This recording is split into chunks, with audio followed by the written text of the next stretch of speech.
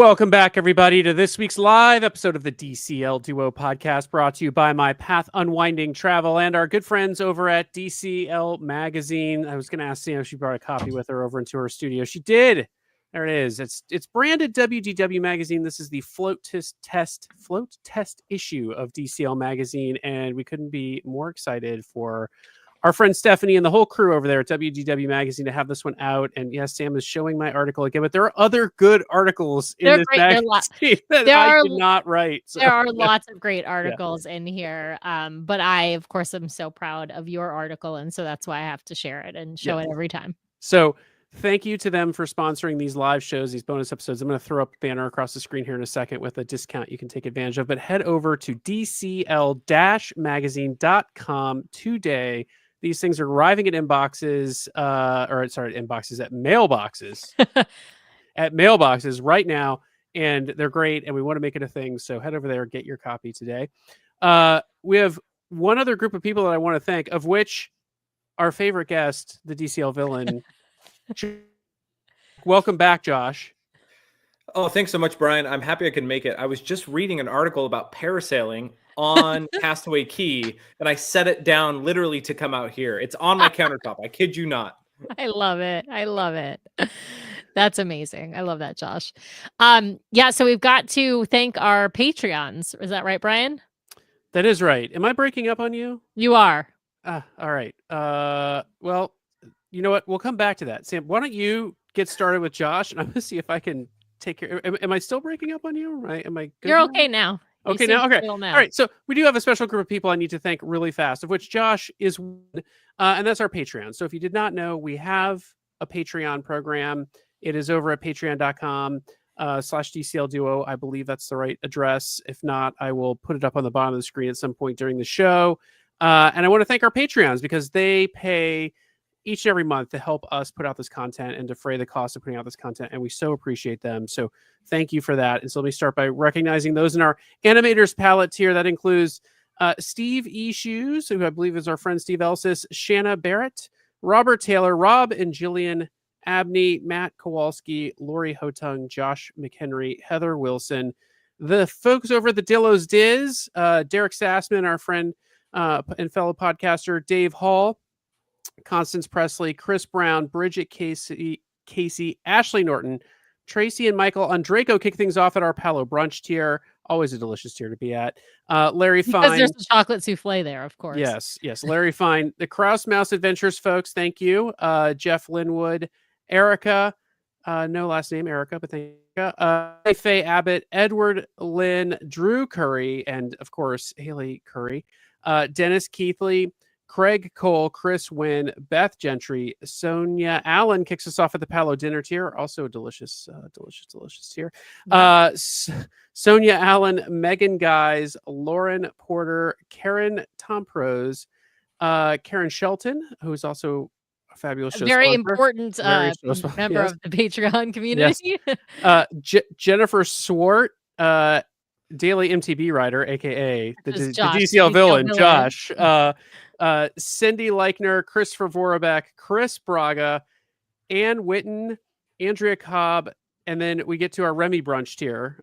Always a little champagne there. Thomas Rogers, Sean Burns, Eric Nelman, Amy Y, and then at the coveted Remy dinner tier, the Remy Enchanté tier, we get Mr. C.T. Sweek, aka Tinfoil Mouse Ears, and the Adventures and Mousecapades folks who we've had on the show a couple times. Nice. Thank you to all of you for supporting us. We really, really appreciate it. And it's not Nelman, it's Neiman, Eric Neiman Neiman. Did I mispronounce it? Sorry, Eric. Eric. You thought it was an L, it was an I. My eyesight is not great here. So there you go. That's the glasses are for. But anyway, time to update the prescription. Josh, I have been looking forward to this all day. It's been too long. It's been too long.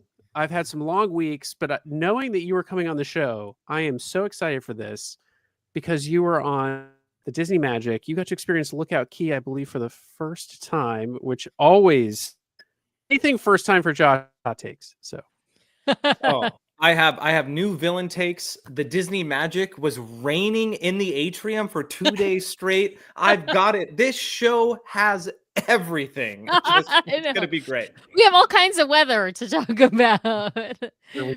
There, yeah. So Josh, give people, for those of you who are not familiar with you and your hot, give them your street creds. Yeah. So my name is Josh Wilson. I have now, I realized since 2021, that was the first time I cruised with my wife. Our first cruise was on a Royal Caribbean cruise. And then the very next day we got on a Disney cruise on the Dream. In the last, 4 years, we've been on 8 cruises. I'm fully addicted. My wife isn't as much. I convinced my whole family to go on a Disney cruise just a week ago. And coming off that, still loving cruising and wish I could live on a cruise ship, which I'm looking into for myself. So I don't have to be in the garage anymore because I'm a villain. I am the self-proclaimed DCL villain.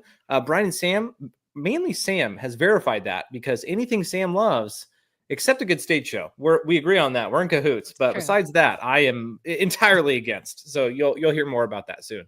Absolutely. I will say, we found another thing we agree on just today, Josh, which is ears. I mean, you're wearing some great ears. You've got your Mariners hat on. So it's an MLB Mariners hat. And then he's got these magnetic ears. I've seen them online. They look like a great option for folks who like to wear baseball hats and not wear, headband Mickey or Minnie ears. Yeah, I'm loving the ears. You're styling today.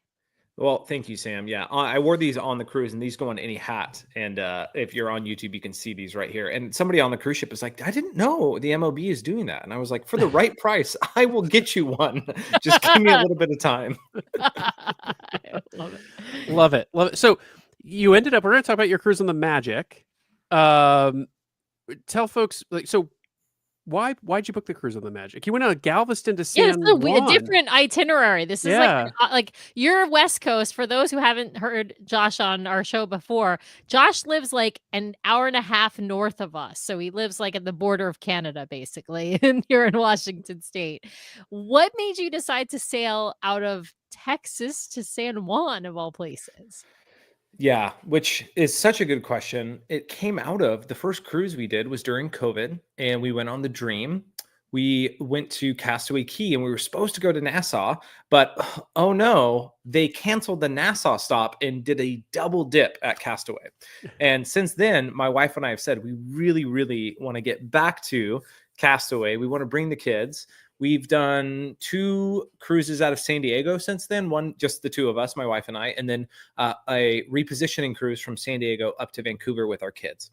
And so we booked we booked the Fantasy a year ago for a 7-night, I think Eastern, because I probably wouldn't book a Western personally. So we booked an Eastern. And then we realized our daughter was 4. We're like, we would rather wait a year. And in that time, we coerced my parents and my wife's parents to join us on that cruise. And the one that we picked, honestly, was the cheapest 7-night cruise available. And that was the 7 nights on the Magic from Galveston, Texas, repositioning to San Juan, Puerto Rico. And I was like, to my wife, I said, hey, this is much cheaper than what we had rebooked, which was we had booked the Fantasy, rebooked on the Treasure. And then I looked at the price. I cried. I wept. I'm trying to think of like Disney, like montages, like I Mulan, I looked in the water. And then I said, if I can save money, I want to do it. And then I found the cheapest option, which was this repositioning cruise. Yeah. Now, what about the flights? Wait. I got to acknowledge one thing. You found more common ground with Josh because he prefers the Eastern. The Western, which you said yeah. So there you go. Fair. See, we're just checking off more boxes of things that you two can. Making a list of things we agree on. Okay, so there's more that unites us than divides us, Josh. Let's put that together, right? No, but I'm curious about this money savings on the cruise because I think one consideration is, do you save money on the flights though? Because then you end up having a triangle flight, right? Instead of having a round trip flight, which tends to be more expensive than a round trip flight. But I'm curious, like, did you find that you still, came out ahead when you calculated in, the cost of the flights for your family? Yeah, I'm a wheeler dealer. So in every situation, I'll find the best price. And so for me, it was pretty comparable. To do one ways, you can do it on the cheaper not super cheap, but cheaper. So we flew Alaska Airlines down to Galveston or to Houston, and then we flew Delta back. And the price was pretty equal for us because we plan pretty far in advance, and I keep checking prices to find lower prices. All right, good. Okay, well, that's good. I mean, because I think that's one of the things you have to think about, right? If you're choosing a cheaper cruise, but if it's like over in Europe, obviously your flights are going to be way more expensive. So doing that calculus is important if you're trying to, pinch pennies here, of course. Now, how did you convince the parents and the in-laws to go on this cruise? Did it take any arm twisting? Like, was there just like promises of the children being so happy and meeting the characters and being dressed up, in their Disney attire? I mean, what was the draw for the grand? I don't think it's a hard sell for a lot of grandparents, but it can be for some. Yeah, and I should give a caveat. Like my relationship with my parents is great. My wife's relationship with her parents is great. Their relationship together, we're high school sweethearts. Today they live 2 doors apart in the same neighborhood. Okay, that's a little weird. Yeah, they live 15 minutes away from us. We go to dinner every Sunday. Like, we have the quintessential American dream of a family. And so I said, hey, we booked this cruise. You're all invited. Like, no pressure, but if you want to come. And as soon as one group of grandparents does, the other one's like, well, I'm not missing that. So that's kind of how there was zero arm twisting. They were in as soon as I told them. I love that. And I love the leverage of once one says they're in, the others are in. Oh, yeah. That's fantastic. Well, we've got to talk about, obviously highlights. I know that Brian you said you have a PowerPoint kind of set up. We got to talk, you're going to Galveston. I'm sure you were there the day before because you're not an idiot. Sorry. I'm a villain, though. You never know. Hold on. Let us not label people idiots just don't. Okay. on this show. I'm sorry, but I have to evangelize. Do not plan to arrive unless you live within driving distance. If you live within driving distance, you are perfectly okay to drive that day. Like, no problem. You watch. One day there's going to be a reason that you need to fly in the day of, and I'm just going to walk behind you. Idiot. Listen. One of our Facebook group members, the McDonald. Shout out to the McDonald family. They are on board. I forget which ship it is right now, but their flights. They had all of these delays. They only live in Atlanta, so they don't live that far, and they were sailing out of Florida. I can't remember if they were sailing out of Port Everglades or Port Canaveral, but their flights were delayed by several hours. They made it in time, but like they were flying the night before, and they still had the ability the next morning. If they couldn't get out that night, they were still going to have a chance to get out in the morning. I'm not saying it's not a good idea. I'm just saying let's cautiously approach our audience with a little bit of reverence and respect, and not call them idiots, because there's all kinds of circumstances that might cause you have to fly the day of. That's all I'm saying. I mean, I've flown in the day of, and so therefore I'm an idiot. And so you give me a heart attack. I accept it. I accept the title, Brian, but also Sam. Let's call them riskier members of the DCL duo community. Non-risk adverse travelers. There you go. I'm super risk averse, especially if you're going like cross country, right? Like you have not many chances. So when did you arrive before your cruise, and did you spend some time in Galveston or in Houston before? I have adopted the idea of the Australian vacation mindset, or the Australian holiday. If you've ever seen an Australian in Disney World or California, like Disneyland, which I have, all of them, they always vacation for 2 weeks. And it dawned on me, I was like, you know what? I think that makes sense. It takes about, for me, 8 or 9 days to kind of relax. And so let's plan a 2-week vacation.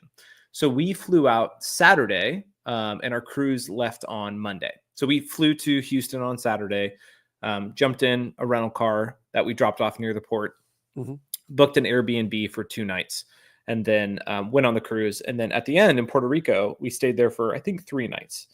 And so, yes, we flew in 2 days early. Houston was great. We booked, we went to the, I always have to like clarify, not Nassau, because I'm always like, Nassau is a curse word in our house. So I have to say NASA. So we went to the NASA Space Museum in Houston. And for our son, who's 8 years old, and by the way, you can see if you're looking on YouTube, our daughter here is 5 years old. For our son, that was probably one of the highlights of the trip. was going to the NASA Space Museum in Houston. That was pretty cool on the Saturday or the Sunday before we left on the cruise. Nice. That's awesome. We absolutely love the Kennedy Space Center, near Port Canaveral, and so I can imagine that the one in Houston, of course, that's where Houston, we have a problem. Obviously, like there's got to be a huge community there that is part of NASA and the space program in general. So that's awesome. I feel like you have a slide in here. The next one should be us in front of it. And I just want to say, well, that's our family. That's who went with us. But that is our.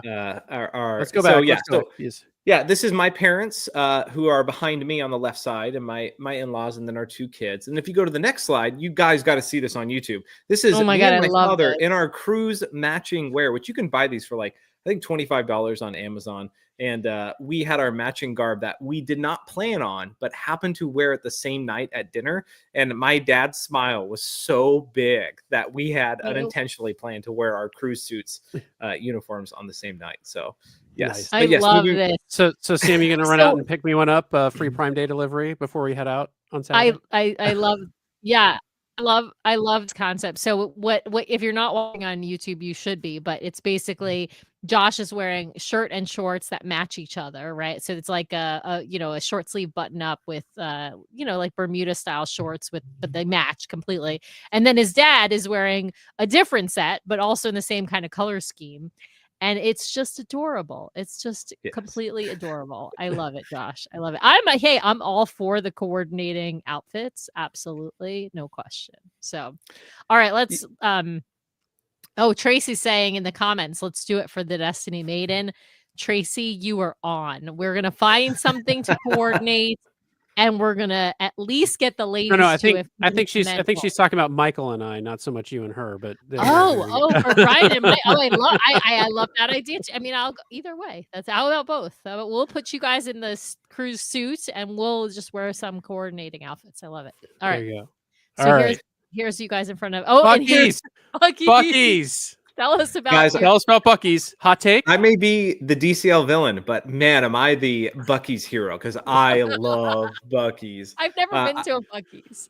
Oh, I went this last October. My wife and I, with my in-laws and my brother-in-law and his wife, we went to we went to Austin, Texas. And I knew I would love Buc-ee's, but man, I'm in love. And so my kids got to meet Buc-ee. That's him. That's the real Beaver. We left with, way too much food, way too much sugar, 2 Buc-ee's onesies that my kids continually wear almost every single day. If you're in Texas, if you're anywhere near a Buc-ee's, and you are just hardcore American, just love junk food and garbage, go to Buc-ee's. You'll love it. It'll be great. Ashley says Buc-ee's for car snacks is legit. So I gotta do a shout out to Jillian Abney because the Abneys Robbie and Jillian, who are Patreons, they live in Texas, and Jillian makes these beautiful custom cookies. And I don't know if it was I don't know if it was their son's birthday party or if it's a birthday party for somebody else, but she made these cookies with the Buc-ee's. They were incredible. I mean, I obviously didn't eat them. I just saw them on Facebook, but so fun. It was clearly a Buc-ee's themed birthday party. I thought that was what a great theme. So shout out Abney family. Great job, Jillian. Love it. Yeah, a great time in Galveston, but we were there for the cruise, so we were very excited to get on board on Monday. All right. Well, there she is. Did you take this picture? No, absolutely not. This is Google at its finest. I stole this. I'm a villain. Come on, guys. I was like, this is an incredible picture, Josh. I was like, do you have mad photography skills I didn't know about? I have a good personality that I can capture on video. That's about it. Besides that. All right. Well, moving on from the art heist. This is also an art heist. Josh clearly lined these magic bands up so well for this photo. Yeah. I worked hard. So apparently you used Disney Band Plus on the ship. This is the intent here. Yeah, so let's talk about onboarding. Onboarding was smooth. We're silver level. This is our 4th Disney cruise, so we booked a noon boarding time. Mm-hmm. And this is where I will say my villain senses were tingling. Man, it's embarkation, right? Yes, embarkation. The process is awful. the internet, the website, we all know it. We've griped about it. Brian, you said recently, Disney, the IT people know about it, but the executives don't. It is it's embarrassing. It's so bad. So because we have cruised multiple times, but our parents have never been on Disney Cruise Line. They've been on other cruise lines. They had to get different embarkation times or port arrival times. So ours was noon. Theirs was 1. I did a bunch of research and it was basically like, oh, no way. You cannot get on the ship together unless the people who are first wait.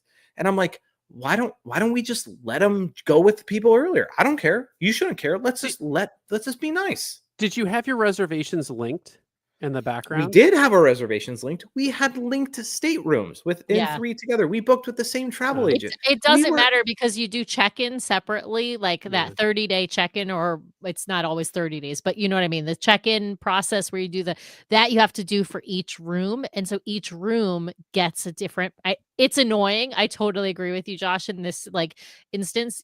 They should just give you all the same time, whatever that's going to be.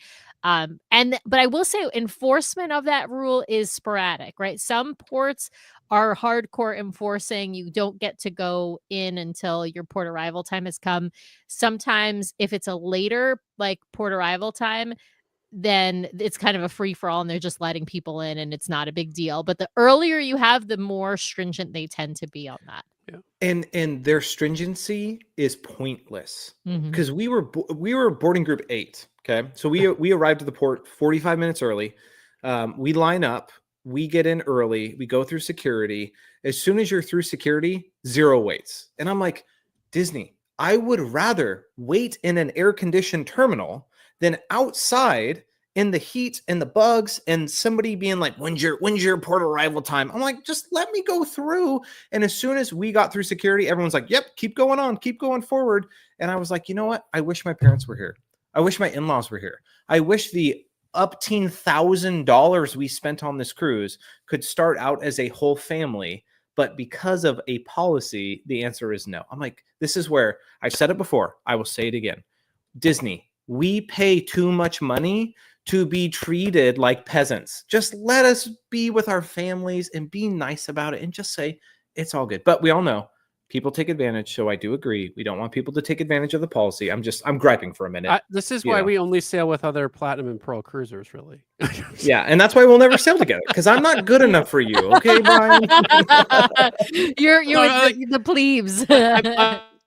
From is it Meet the Parents when he's like it's like Ben Stiller waiting for the plane and she's like no, you can't board yet, and there's like literally no one in the terminal and she's like, yes, calling group 2, and then so anyway we do embark on the ship. The Magic Band Plus I bought for me and my kids. My wife's like, I don't think I need it. Turns out she was absolutely right. We'll get there in a minute. But we get on board. Go ahead, Brian. Before we get on board, was there anything you wanted to beyond the boarding times? Was there anything that you had wanted to book that you just couldn't get in advance of getting on the ship? Palo brunch. That was it. Everything else kept popping up. Tastings, Palo dinner, any excursions, like simple ones. We weren't looking for the big ones. Everything popped up, but Palo brunch was the only thing that wasn't.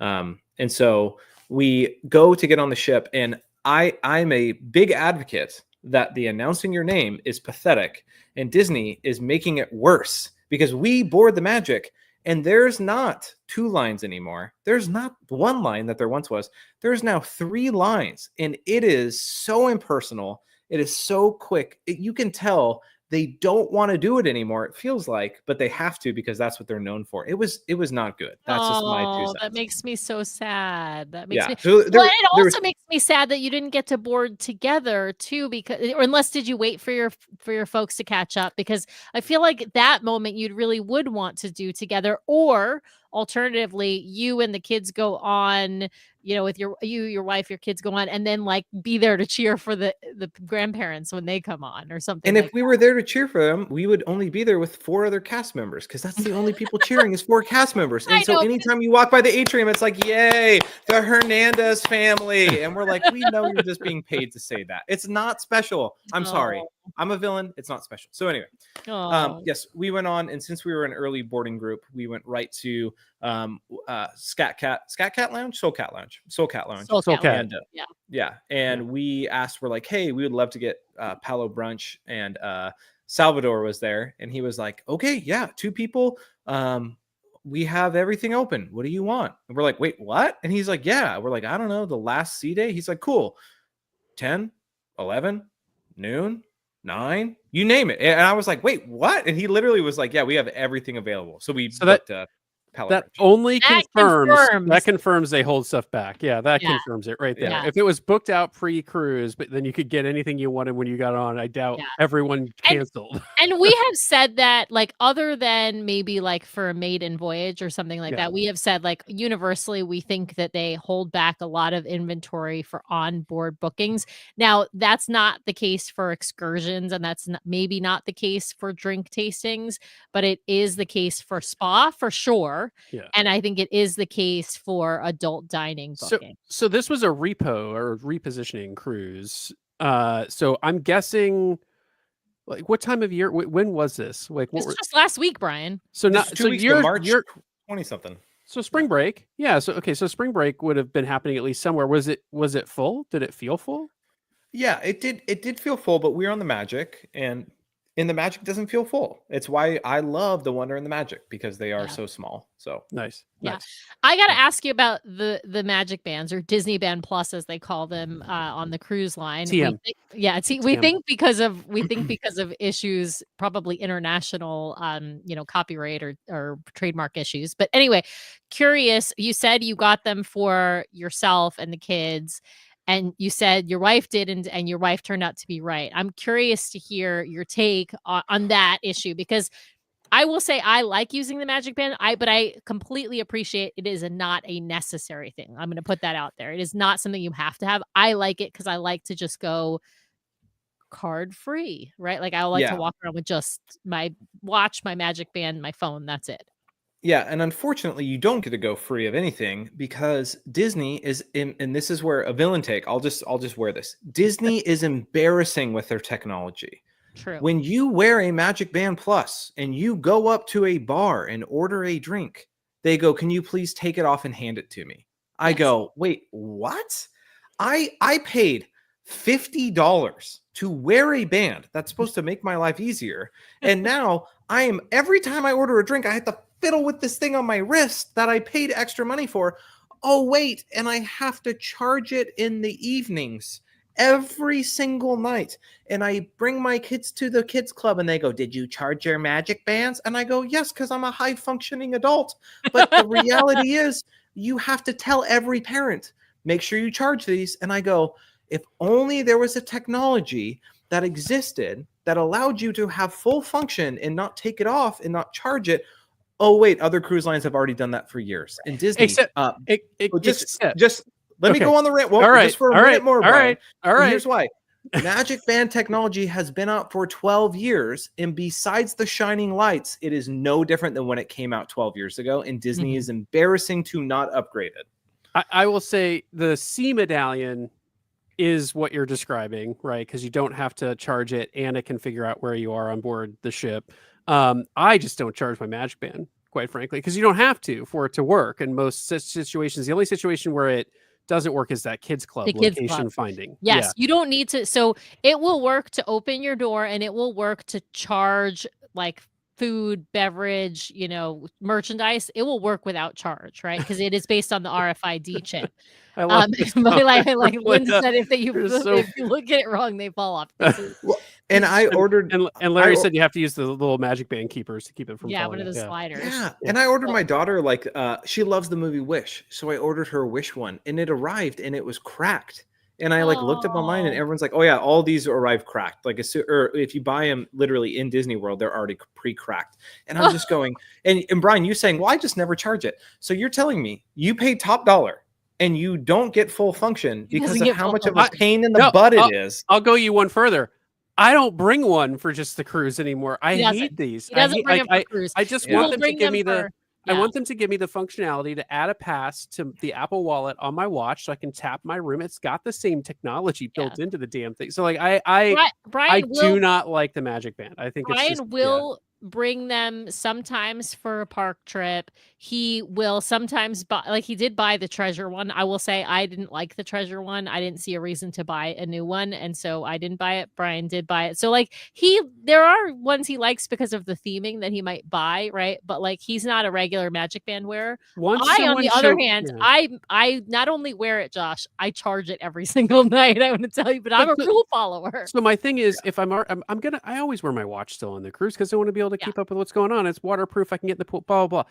I don't want the second thing on my wrist on the other side that's the size of a watch. And then what am I trained to do when things light up and blink on my wrist? I look at them and like, I don't want to be looking at my wrist while the fireworks are happening. So and like, I would say they're perfect for somebody under the age of like 8. But the problem is, Brian, you just nailed it. My 5-year-old daughter, the first night at dinner, is staring at her wrist the whole time. And we're like, Macy, look around. You're in Animator's palette. It's all lighting up. And she's looking at 3 little LED lights that we can see in anywhere in our world. And I'm just like, Disney, just do better. Just step it up a notch, just a little bit. Once my friend showed me that I could add my annual pass to my Apple Wallet at Disney World and just tap my watch without opening or activating anything, I was like, done. Like that is exactly how I want this to work. But you can only do it at World. You can't do it at Land. And you can't do it on Cruise. And so neither of them have that functionality. Back full circle to the failures of Disney's IT. Like, why did you implement one thing at Disney World that you can't implement at Disneyland? And then, so anyway, I just need to put this out here, though. Larry's saying the weakness of the Princess Ocean Medallion is that they frequently lose their charge before early into a cruise, and then the only fix is a replacement from guest services. I still think that my favorite one is the one that they had on Virgin, which was just this tiny little, it was like the size of this rope bracelet. It was a rope bracelet like this, and it had a little thing here, and it just worked. And they brought the payment terminal over to you, and you tapped your wrist, and then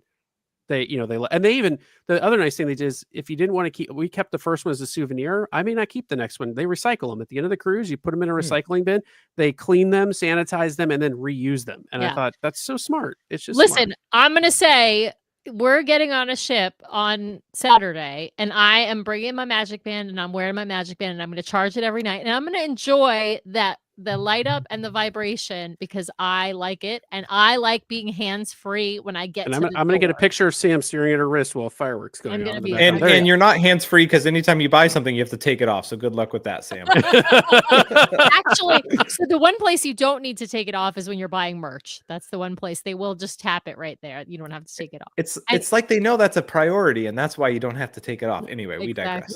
Exactly. Yes. All right, so we got pool soup on the Magic here. I can tell. Is this where all the water came from? Was there a leak in the bottom of the pool?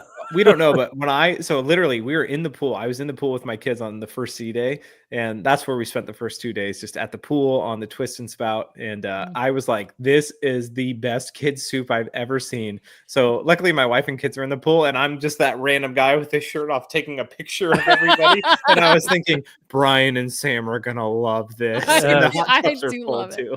I do. Yeah. I love that the kid soup. This is the quintessential what the pool deck looks like on a normal nice day.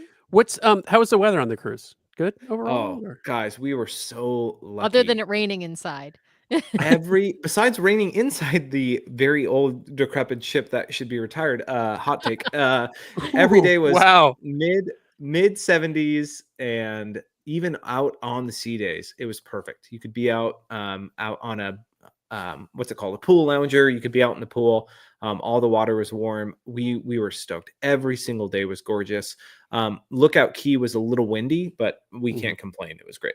Yeah. Well, listen, you can't complain when you're coming from the Pacific Northwest at the tail end of winter, right? Like March is still this winter. Yeah. March is still winter here in the Seattle area. And so even right now it looks like kind of wintry outside. But yeah, so you can't beat 70s. We're happy if it's in like the low 70s. We don't even need it to hit the 80s, and we're happy. If it's hot. Oh, go ahead, Brian. No, go ahead. Well, I was going to say high 60s and everybody's clothes come off. You just see pasty white skin everywhere in the Washington area. That's right. That's right. Let's break this down to a few categories of things I want to make sure we cover. Because if we go day by day, I think we'll be here for a while. Because of your takes, but I want to dive into what the heck happened in the atrium that the Magic did not get a water feature in a recent dry dock, but sounds like you had a water. You experienced the backside of water in the atrium. Yeah, so I think it was starting either day 5 or day 6. Full on water line. My understanding, water line leak at the top of the atrium. I guess there were sewage problems on the 6th floor, which is the floor we were on, but on the opposite side of the ship at the aft, we were up in the forward. And there were sewage issues with the bathrooms in the 2 previous cruises before us. And then this cruise, all of a sudden, you couldn't go in the atrium. And when I say you couldn't go in the atrium, I mean they taped up the glass on the midship elevator so you couldn't see in. They put up dividers on all the walkways. They were trying to cover up entirely that they literally had a hose making water come out of the chandelier in the atrium for 2 days. Oh my goodness. Everyone knew it. And yet they were acting like, oh, it's all fine. Mickey is going to wash this away. And we're all like, guys, come on. We know what's going on. And there was one area where they couldn't cover it up. I think it was deck 5. It was deck 5 or 4. And you could see very clearly, yeah, that's embarrassing. And Disney knows they have an issue and they're trying their best to cover it up. Disney Cruise Line's Watergate. There it is. And the sad thing, they use like marine grade plastic tarps in the elevators that reeked. I mean, they smelt like sewage, and I'm not exaggerating because my daughter every time was like, "Why does it stink so bad in here?" I was like, "Because Disney's embarrassed and trying to cover it up, but we all know who did it." Oh my goodness! Yeah, it was bad. So, and that's like the midship elevators are like the most commonly used elevators. And so people and the stairs, of course, those stairs. So anybody going by, I mean, just those decks is going to smell, sewage smell. I will tell you, I remember when we sailed on, it was on the Magic, wasn't it, Brian? When we had that issue with the beam that was making all that noise, and our friends, the Morals, they had a sewage issue going on in their stateroom. We ended up getting, a future cruise credit, I think of like 15%. And the Morals ended up getting a future cruise credit of 15% themselves because they had this repeated issue where in their stateroom, it smelled. It was coming from one of the bathrooms. It was an issue in one of the bathrooms, but the smell was permeating into their stateroom. And like, I mean, that would be like, if you're in one of the staterooms that's having that issue, like you can't be in your room. Like it is unbearable. Like that's how bad it smells. So I can only imagine in the entire atrium. And that means they can't do any of the, like, any stuff that they normally do in the atrium. I mean, you have a lot of like character meet and greets that happen in the atrium. I'm not saying there aren't other places that they can move it to. There are, but it's more limited, and they're not sort of as set up for character meet and greets. They're the best place for the character meet and greets is, the staircase, the bottom of the staircase, up above, right? Like there's so many places that they use for that typically. Yeah. Wow. Not having that atrium open is a huge deal. It's a huge deal. It does sound like, for everyone out there, it does sound like they got this fixed. Although the sewage problem is, it's the same fast because it's been happening. We've experienced that now multiple times on the Magic. And so like it. And that goes to your point, Josh. I want to hear your hot take on, I mean, you said you sort of started this in saying like the Magic needs to be retired. I'm not sure I want to go there because I still love the Magic. And I think the Wonder seems to be in better shape in that respect. The Wonder seems to have had less issues. It is, a few years newer, but they're not, there's not a huge divide between them in their ages. But yeah, tell us your hot take that the Magic needs to be retired. My hot take isn't that hot. It's just if Disney is going to continually charge the extreme premium price, then they need to make sure their product is extraordinary. And we could do a whole podcast on this. In recent years, a certain man who looked like a thumb in real life, Bobby Chapek, is gone. And yet the principles that we pointed towards Bob Chapek are continuing on in Disney. and they cannot charge the prices they do with a lack of quality product like the Magic. And I love the Magic. I love the Wonder. They're my top 2 favorite ships, even with a leaky atrium, because the size is so nice. But if it isn't going to be functional, if they're going to continually have problems that multiple cruisers have heard about, then it's time to let it go. And that's bring in Queen Elsa, whatever it takes. It's like, I know it's hard, but at some point you need to cut your loss. Yeah. I mean, they're planning to hold on to these ships until at least the 2031. 2031. I would bet top dollar, based on all their recent issues, that it won't make it there. That's my tinfoil mouse ears, bring in CT. Like, that's my guess, but we'll see. Yeah. All right. The other thing I want to talk about is I'm going to see more of this PowerPoint though, too, Brian. Oh yeah. Kids by a water slide. There's the kids at the twist and spout. I love that. Love it. And this was me beginning to talk about food in the dining experience. Moving on forward. Yes. Food. Go for it, Josh. How was it? Was it mediocre and lukewarm, or did you get the food you were hoping for finally? This is my 4th Disney cruise, and this is the first time that I finally started agreeing with everybody who said Disney has higher quality food in the main dining halls than any other cruise line. Huzzah! And I know. And my parents and my in-laws have both been on cruises recently, and they were so impressed. They both went to breakfast in the main dining rooms and lunch, and every dinner service was extraordinary.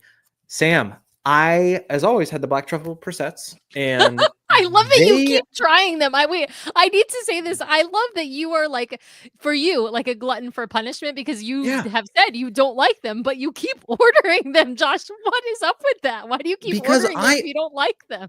I'm like, Disney has its villains that everybody loves because they're like, I love them because of their personality or their look. I love Gaston. Sometimes, right? I love them because Gaston has a point, dude. You are pretty stinking handsome. I'm just saying. And I'm the Gaston of Disney Cruise Line. Okay. I have some hot takes, but they're pretty valid sometimes. So I tried the black truffle prissettes again. They were, bar none, the best ones I have had. And they are still as mediocre fancy Chef Boyardee as they come. And I found what I believe Disney Cruise Line should replace for the black truffle prissettes that would make me a bigger fan than you are, Sam. But I'm going to save that for a little bit later, because they have a replacement available. That's so good. So I just love that we just brought in as Ego Anton Ego is a Monsieur Boyardee conversation. All right. Once in a while, I love me some Chef Boyardee. Just once in a while. Yeah. Oh my God! Do not let me catch you popping a can of Chef Boyardee in this house.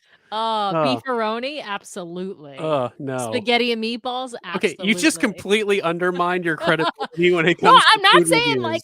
I'm not saying on the regular, but it's just once every 5 years. I'm like, I'll see one of those cans and I'll be like, "Ooh, I got a hankering for that. I could eat one of those." Said no one ever. Sometimes the villain becomes the hero midway through the story, and I think that just happened right here. I think Josh just experienced his redemption story right there. Yeah. All right. What else from a food standpoint, Josh? I would say the food overall in the main dining was really good. The buffet, Cabanas was bad, guys, and it's really bad. I'm with you there, Josh. We can agree on this one easy. I think lunchtime is okay, but the breakfast, especially, other than the waffles, right? Generally pretty bad. I do think the sit down breakfast is a lot better option. The only problem is it's so slow. Yeah, and I had Mickey churro waffles for the first time, and I liked them. They were really good. I'm not a huge waffle person. I'm more of an eggs Benedict guy. But I ate them, and I was like, yeah, I had them every time they had them. I understand why people love them. I respect people who love Mickey churro waffles. I don't respect people who like black truffle prissettes. But anyway, back to the point. The eggs Benedict every single morning. It's gonna sound like an exaggeration, so I will tone it down a little bit. The muffins on the eggs Benedict were rock hard. I could not cut them with the butter knife. I would have needed a steak knife, but even then chewing them. And it was every day. Oh my gosh. And whenever I give critiques, if you can't tell, I do have a lot of critiques, but I always want to give someone the benefit of the doubt. I always want to say, you're making buffet food. you have to put it out there. It has to cook under a heat lamp. But I ask, is there any way to just make it a little less crispy, like just a little less like a rubber tire? And and they were always very gracious. But yeah, it was not good. Scrambled eggs, as we know, runny and super not great. Overall, all of our family stopped going to Cabanas. That's how bad it was. And again, if you're paying a premium, Disney Cruise Line should be above the average. And when I compare it to Royal Caribbean or Princess Cruise Line that has multiple stations, multiple fresh foods, it just doesn't meet the mark. And it's okay for all of us to not feel the pressure from our waiting staff and the pressure from everybody under the sun to give them good feedback on the comment cards and to say, please just make the buffet just a notch better, and it would help us all out. Yeah. The one thing that I will point out, and Tracy's saying it in the comments, is egg station for the win. Like, if you want decent eggs, really the same kind of eggs that you can get in, one of the dining rooms, if you go to that omelet station, you can order, they'll make you like fresh fried eggs or fresh scrambled eggs or an omelet. And those are totally fine. There's nothing wrong with them. It just means you're going to wait. That's the annoying part of it. And so if you have the patience, you might want to just go to the sit down breakfast. But if you have patience, you still want a faster experience, but you have a little bit of patience, then I would say do the egg station. That's it's at least a decent option for getting in those morning eggs. I want to make sure, I'm going to come back to this, but I want to make sure we get Josh's take on Lookout Key, because it's his first visit. He always has an interesting perspective on these kinds of things. And he got to visit both Lookout and Castaway on the same trip. So direct comparison between the two. So I'm going to find the photo of, there's Castaway. That's my daughter, Macy. Lovely daughter in front of the ship on Castaway, and his son playing on the beach at Castaway. And Josh, you brought a drone. This is not. I take good pictures, guys. This is stock. That's not his. I believe you probably took this picture of True. Yes. No, I found that online as well. You're welcome. That's hilarious. So tell us first impressions of Lookout Key, and I know you're going to have something to say about the food with this True barbecue thing in the PowerPoint. So Lookout Key, first impressions, what'd you think? So first off, we stopped at Castaway, and then we had a day in Nassau. Then we went to Lookout. Been to Castaway twice before. Castaway is great. It's consistent. It's good. We had a great time. Our whole family loved it. The food there, my whole family was very impressed. Now, we all know it's barbecue food, but it's good. It's high quality. We get to Lookout. I was excited to go to Lookout because I wanted to really compare. So a couple of standout things. Number one, I've never heard anybody talk about this. And guys, I was so stoked. So first off, this is just funny. So I'm at the forward elevators, deck 2, waiting for them to drop the rope for us to get off out on Lookout. And I'm going back up to deck 3 to see when they open. And I'm sitting there, and I start making friends with the guy next to me, and he's got his whole family. And you could tell the family's not happy. They're like, Dad wants to get off the ship at 7:30. That's when all aboard or coming on shore time was. And all of a sudden we see the elevator, and the dad's like, that elevator keeps going back down to floor 1, and I think people are getting off. And he goes, I think they forgot about us. So he just goes, everybody, we're getting in the elevator, to his family. And the wife's like, I don't want to do that. I don't want to. He's like, what's the worst they're going to say? Come back up. And so I saw them load in the elevator, go down to 1. And then I saw the elevator go way back up, and I went, oh my gosh, they forgot about us. Now, when I got off the ship at a Disney private island, I'm a closet runner. So I put on my running shoes. I put on my running outfit. I plan to run and go get the best spots. So at that point I went, I think he's onto something. So I duck the rope, run down to the next floor.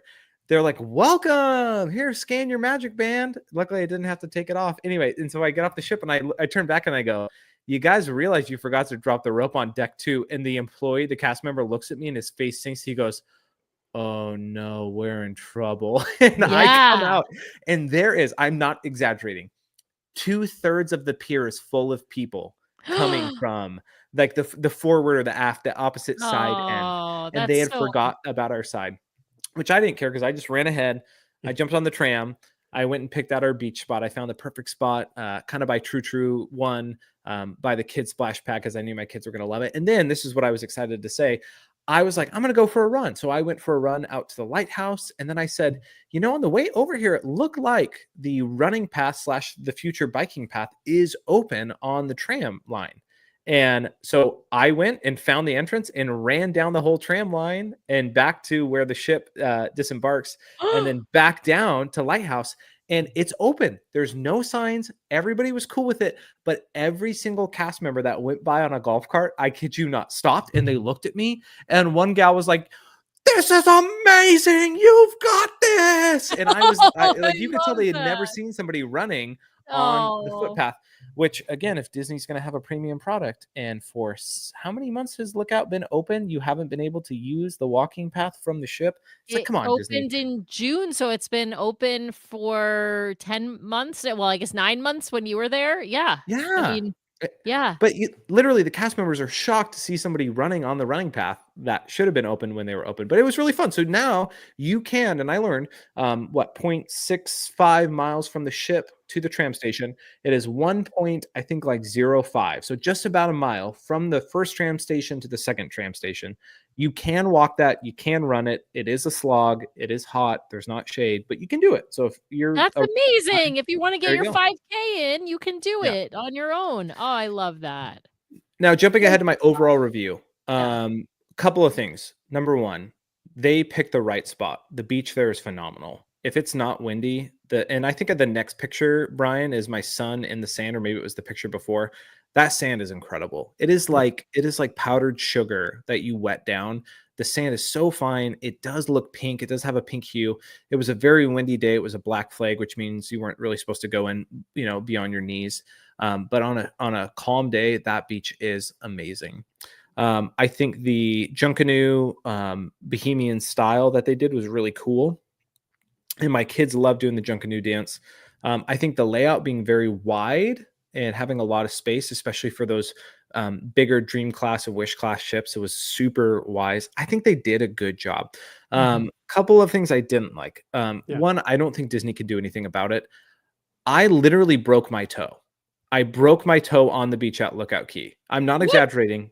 I broke my toe because where the waves crashed, there was natural coral. There was huge rocks. My father-in-law got cut up on his leg. My daughter got cut up on her leg, multiple different areas. And I broke my toe because they can't remove anything from that water. And right where the shore just washes there's these big things that you can't see because the sand gets turned up, and it's toe breakers, and there's no signs. There's no warnings. It's so did the wave like kick it up onto your foot, or did you like slam you into the No. All of these coral spots are hidden, and you cannot see them because where the waves crash, it churns up the sand.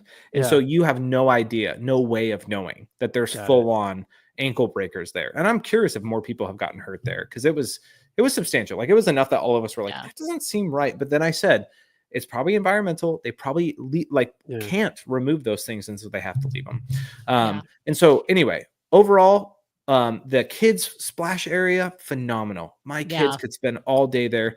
Disney, you can tell this is their second private island.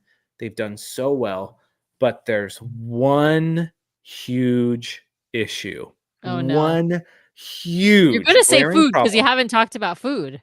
The food, and it is not the quality of the food. I think the quality of the food is pretty good. Okay. The way they set up True Barbecue. Oh, it's the lines. It's the lines. It's not just the lines, Sam. The lines, embarrassing. How is it Castaway? Has no issues. No one complains about lines at Castaway. You can go through the whole thing. So my daughter, 10:20. Dad, I'm really, really hungry. We got off the ship early. Can I have a hot dog? I'm like, Macy, I got you, girlfriend. We're early. We walk over there. We're 4 minutes early, and there's already lines forming at the windows, which there were lines the whole time. I went back and checked, and I was like, Macy, this is great. We're going to line up and then go back to the picture, Brian, at the Lookout Barbecue Station, because there's 4 stations with 4 big signs. I said, we're going to go to the burger station, Macy, because that's where they're going to have what? Burgers and hot dogs. So we jump in line. They open them up. We get to the front, 0 burgers and hot dogs. And I go, what? Disney, if I open a lemonade stand, I will make a sign that says lemonade, and somebody will walk up and assume there will be lemonade. You have just duped my 5-year-old daughter and me to stand in line at opening to not get the product that your sign says. Wait, was it that they weren't made yet, or Brian? They didn't serve burgers or hot dogs at the burger or hot dog station the entire day. What? So then I was like, Macy, I'm so sorry. I'll talk to somebody. We'll get you a hot dog. I'm really hungry too. Let's go over here and see if there's anything at the fish station, the fabulous fish station. Guess what they didn't have at the fish station, everybody? Fish. You know what they had there? They had burgers and hot dogs. And I was like, what is happening? So I get my daughter a hot dog, and I find like the first white shirt, like the upper person, and I just go, have you guys lost your mind? We're talking baseline clear signage. These lines are 20 minutes long to get up to one of the windows, and you don't even have fish at the fish station or cheeseburgers at the burger station. Like, guys, this is what is happening. And the guy looks at me. He's like, I'm so sorry. He's like, what can I get you? I was like, well, I found the hot dogs at the fish station. Lord knows where the fish is right now. But right, because it wasn't at the hamburger and hot dog station. You already went there. And again, I will always give the benefit of the doubt. He came back to me and he was like, hey, I think they're going to change the signage sometime soon. That's what I heard. I checked on it. And I said, thank you for looking in on it. But here's my overall point. And if we just zoom out from my micro situation, it is so hard to get food. They have not figured out the lines here. It should be way easier than it is. I'm sure there's some reason why. Why can't we just have the Castaway set up and make it easy to go through the whole station, grab one of anything, and then move on with your day? That's my 2 cents. So we keep giving this tip, and maybe you look. Did you try the second location? We did not try the True True 2 because I have heard horror stories about how busy True True 2 gets. No, it's the opposite. No, it's I've heard everybody say go to the True True 1, not True True 2. No, we've said the exact opposite. I guess I haven't been listening close enough. Yeah, don't. Okay, so when you get off the tram, wait. To be fair, I'm going to let you give the tip, but to be fair, we have not been back to Lookout in 9 months. I know, but everyone that we've talked to. Okay, so when you get off the tram, if you go left, you're going towards the splash pad and you're going towards True True 1. If you go right, you are headed towards there's the kids club and the original and True True 2. You got it wrong, Sam. If you go right, you're going towards the kids clubs and True True 1. Yeah. If you go left, you go towards True True 2, and then if you go far enough left, you go towards Serenity Bay. He's fair. I think he's right, because True True 1 is the furthest one down, and then the next one's True True 2, and then you True True 1's the furthest to the right as you're getting off the tram. I swear I looked at the map just the other day. I'm gonna look at the map right now. But you guys continue. You do that. I did want to put out a PSA because someone messaged us about this on social media. And since we love to cover sort of kids, special needs kids, someone pointed out something that we may have mentioned before, but I can't remember. But the splash pad at Lookout uses recycled water. So if your kids are the kinds of kids who will drink the water at the splash pad, you should be cautious about that, because they're using recycled water at the splash pad. That is something they don't do on Castaway. Josh, my question to you, you got to visit both. Which one would you if you had to book a cruise and you had to choose to go to one or the other, which one are you headed to? Yeah. To make that clear, between Castaway and Lookout. my wife and I had this conversation in depth, and it was close. We both were like, what would we do if we were going back as a family with our 2 kids? 100% we would go back to Lighthouse because of the splash area. That splash area with the 2 slides is phenomenal. It just rush out, gush out, right? Yeah, yes, rush out, gush out. Yes. Yeah. And the kids club. Our kids went in the kids club for 20 minutes just to feel it out, and they loved it. So we would go there. If it was just us, because, and again, I know I'm a Debbie Downer, and I feel that in my own heart, but it's there's not biking. There's not a place to go and do a nature trail shy of the lighthouse, which isn't spectacular. Castaway has everything set up. I love Castaway. I would choose that for just my wife and I, but we would choose Lookout for our whole family. That's a good point. No. Okay. By the way, I'm wrong about the names. I thought it was true. I just looked on the map because I had it backwards. You're right. The one to the right is true. The one to the left is true too. I still maintain that you should go to true. The one to the right over true too. That's all I'm saying. Yeah. But so I think you went to the right one. I just think it. But obviously now maybe they're both getting oversubscribed. Josh, the big question: did you see any flies? Yes, there were definitely a handful of flies. But I'm not going to complain about something like that. Like I complain about. Well, they weren't like things. everywhere. They like yeah. So if you had seen them like the time we had gone on that like first sailing or when Brian was on that preview cruise, it's a different story, right? Like seeing a handful of flies is like at a barbecue is normal, right? And if you might have to shoo a couple away from your food, but it was like it's not like it was, which was like an infestation. Let's put it that way. Yeah, and I will throw a fit for ridiculousness like the signage at True Barbecue. Yeah, that's hilarious. But not kind of fine. So the one other thing on Castaway that I threw a fit about, I was not happy. I went to do the 5K, and so you run out from the start, you go on the nature preserve, which goes to the lookout tower, whatever that loop is. You go down the tramway towards Serenity Bay. You come back. There is no sign that lets you know if you're doing the 5K, you have to do the loop again. I get back to the station and I'm like, where? I've only done 2 miles. And they're like, oh, did you do the loop twice? I went, have you thought about putting one sign that just says, do the loop again, 5K? And I remembered, because I looked back on my Strava runs, the same thing happened the first time I went to look out. How can Disney not make a simple sign so that people know how to do the 5K? This is to me, if you are paying a premium price and you cannot do basic, again, my 5-year-old understands how to set up a lemonade stand and say lemonade here. Just put signage up, Disney. Come on, guys. It's easy. Just fix it. Yeah. I'm with you on the 5K. I have thought that that's completely, for first-time cruisers especially, like completely confusing. I will tell you, I don't do one loop and then go out and then come back and do the second loop. I just do 2 loops, but you have to do the full 2 loops. I just do it 2 at once and then I go out and come Linda's back. saying we did not do the loop twice because it was pouring. We were completely soaked. I will tell you, I like to call this the difference between island time and island distance. So if you only do one loop, it's island distance. Yeah, it's a 5K. Who cares, right? Yeah. No, you get that. You earn that, especially if it's hot or if it's raining. You earn that medal. I don't care how long you walk. To be fair, you could just dump a cup of water over your head, walk up to the thing, and say, "I just finished the race," and they give you the medal. I mean, they're not checking; they don't care. Anyway, Josh, as we start, we're over time, but I want to give you the space. Like, what other hot takes do you have for our audience that we did not get a chance to cover? He had I don't know if we have about time, guys. He's had a slide about the shows. I hope there's no hot takes about the shows. Oh, guys, I don't think we have the time. Let's see. Hot take number 1. Disney shows are great, but they have not put the proper money into making it a great experience for the entire audience because all of the fun special effects are near the front. And if you sit in the first row of the second section, you will have a less than ideal experience. As my 5-year-old daughter said, why are the bubbles only for the people up there? And why aren't the bubbles for us back here? And I went, Disney, do better. Your 5-year-old makes me so sad. Oh. Yeah, because the bubbles in the bubble scene for Dreams was only for the first 4 rows. And I'm like, Disney, how much is a bubble machine? Put bubble machines in the whole auditorium so there's bubbles everywhere.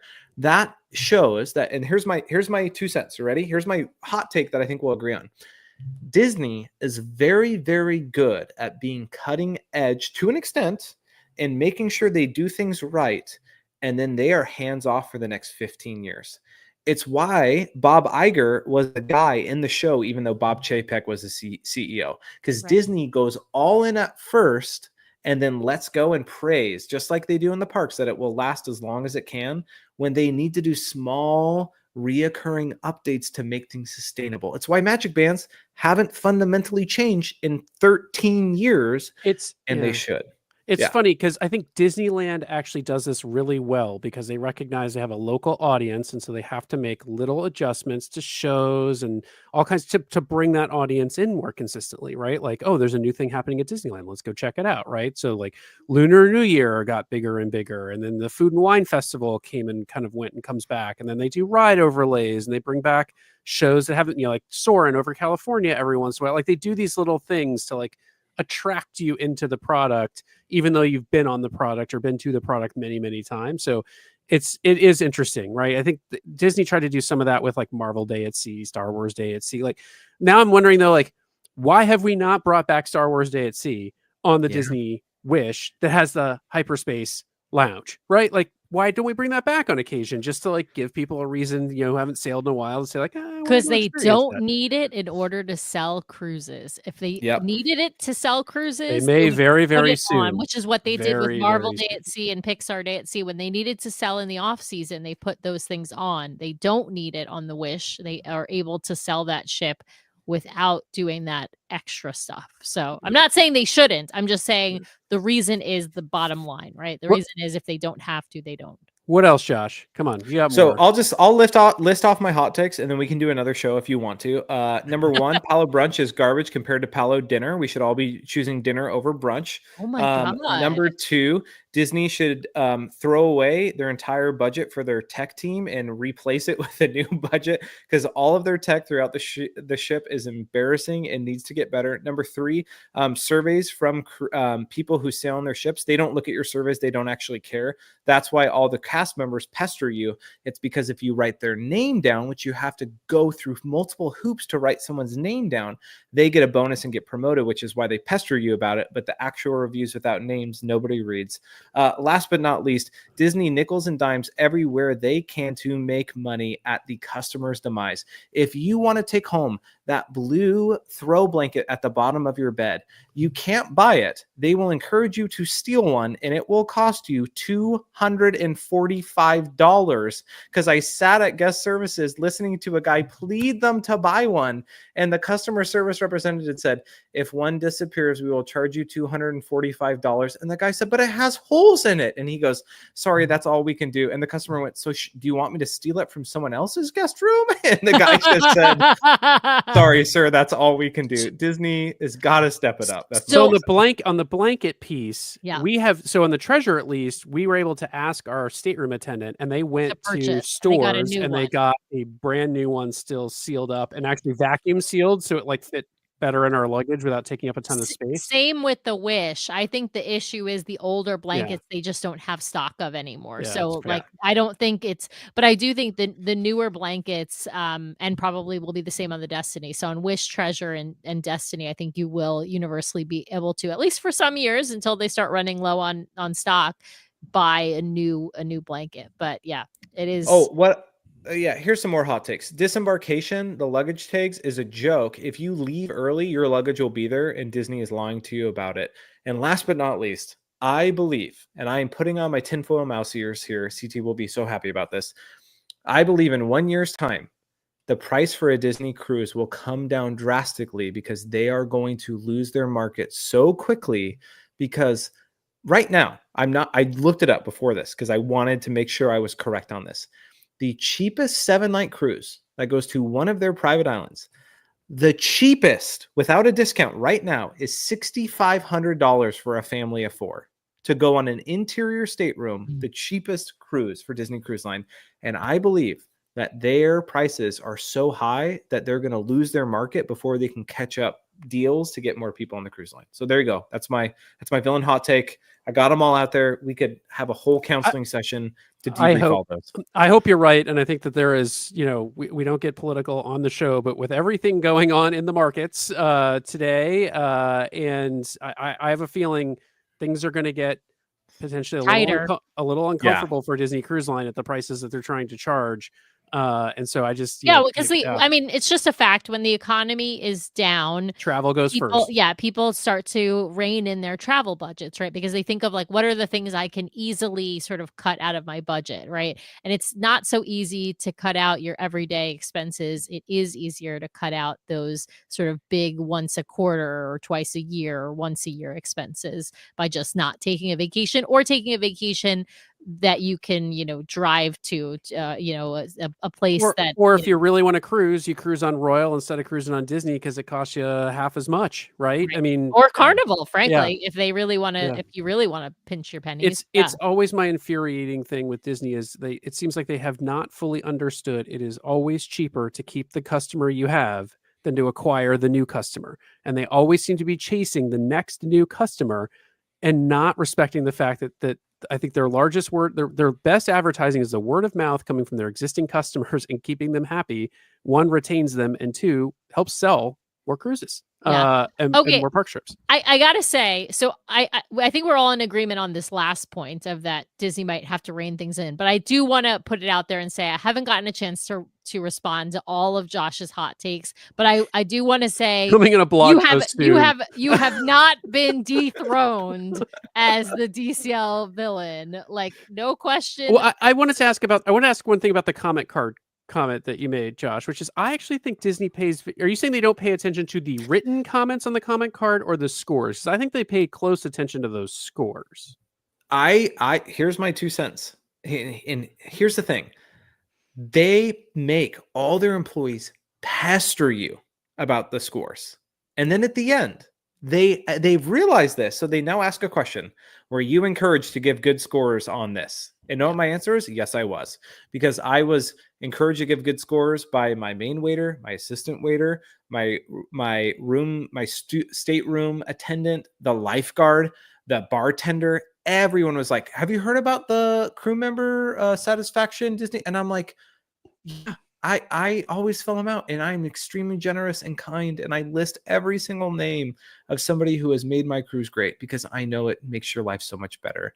But if everybody's doing that, what does it do?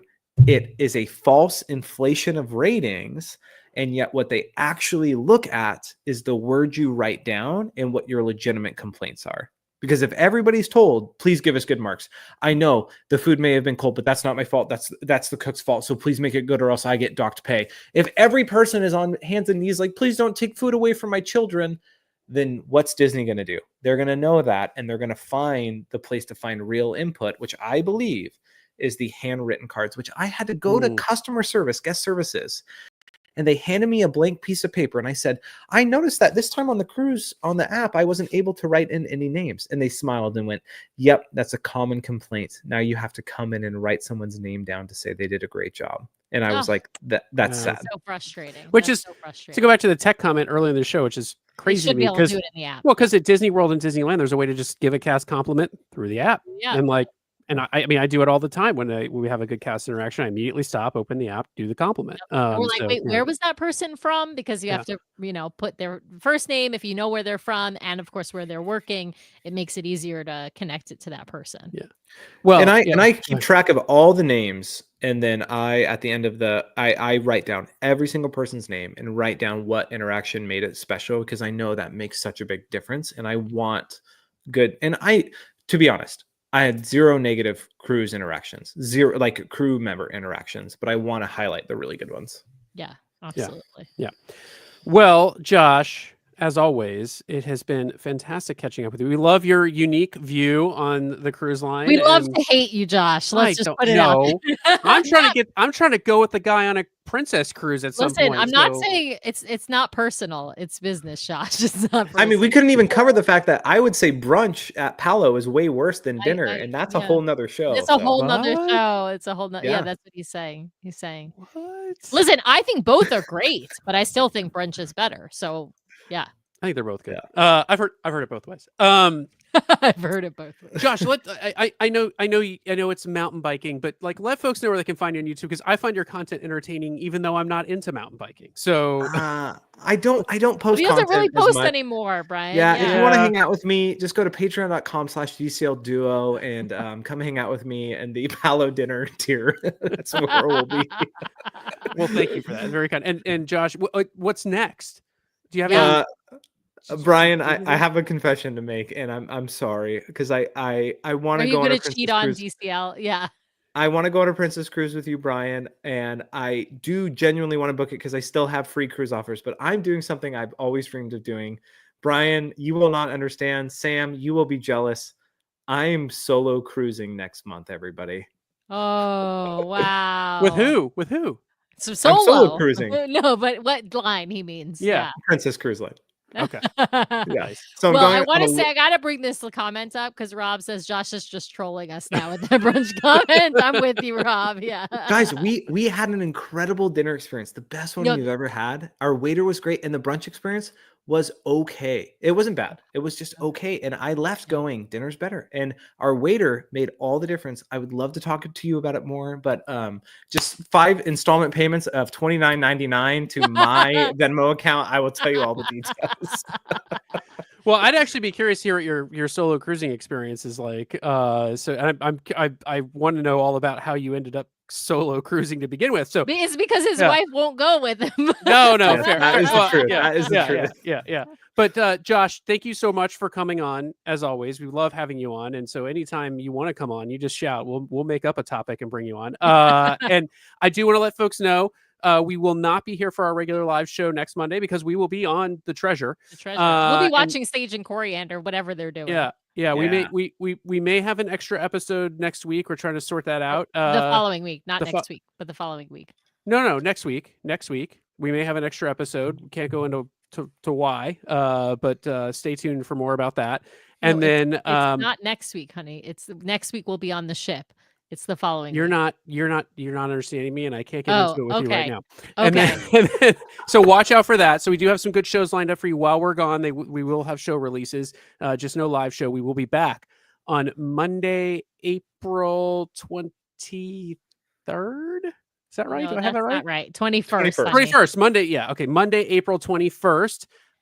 With Danny. From Adventures by Disney, friend of the Genie. And that is going to prove to be you do not want to miss that show. It's going to be fantastic. Of course, you can catch it afterwards. He won't have hot takes like Josh's. I'm going to just put that out there. But Danny is a different kind of fun, and we can't wait to have him on. And he's so much fun. Yeah. He's super entertaining. Yeah.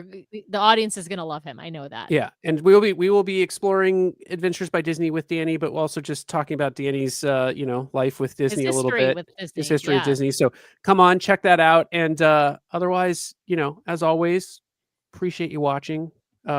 For all of you listening out there to this podcast afterwards, really, please do head over to our YouTube to watch. It really helps us out, and we get to do fun things like PowerPoints and stuff like that, and you can see and connect with all of us. So please head over and watch. Subscribe and like on YouTube, and of course, give us those 5 stars on Apple Podcasts, and we will read your 5-star written review on a recorded show. Yes, and so thank you everyone out there. We'll see you next time. Josh, we always forget to tell our guests pre-show, don't go anywhere. We'll talk to you off air here after the show. And with that, thanks everybody. We'll see you next time. See you.